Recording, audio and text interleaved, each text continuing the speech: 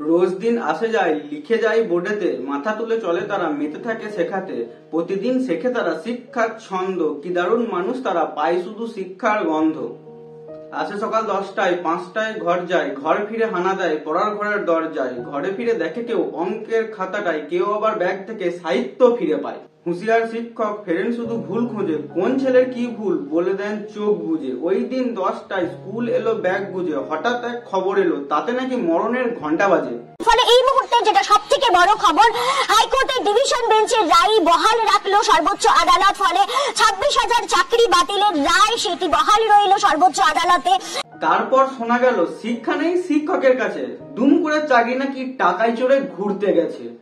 তারপরে চিন্তা এলো কি করে ভাত দেবো মার পাতে, নার্সিংহোমে ভর্তি বাবা, নার্সিংহোম তো টাকায় মাতে। বাবা অসুস্থ, হার্ট পেশেন্ট, এবং আপনি জানেন যে এখন এক একটা ট্রিটমেন্ট হার্টের ওষুধের কি পরিমাণ দাম। তো সেখানে মানে একবেলা হয়তো ভাত খেয়ে থাকতে পারি, কিন্তু বাবার যদি ওষুধ না থাকে তা আমি বাবাকে বাঁচাতে পারবো না। মানে এই পৃথিবীতে বাবা ছাড়া আমার কেউ নেই।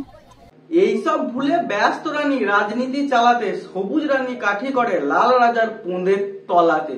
চাকরিগুলো তোমার গেছে, তাতে তোমার জীবন বদ্ধ, ঘরে বসে দেখো শুধু লাল সবুজ গেরুয়ার দ্বন্দ্ব। হিসাব করে দেখা গেল কিছু জন ঘুষ দিল, হিসাব নাকি ভুল হলো কার পকেটে ঘুষ গেল।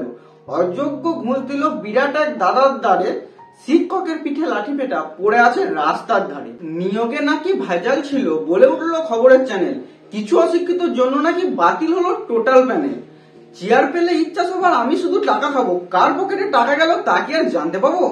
প্রকাশ চাই ওই কাগজ, এখন দাবি এই সবার, সমস্যারে বলে উঠলো সেই কাগজ OMR।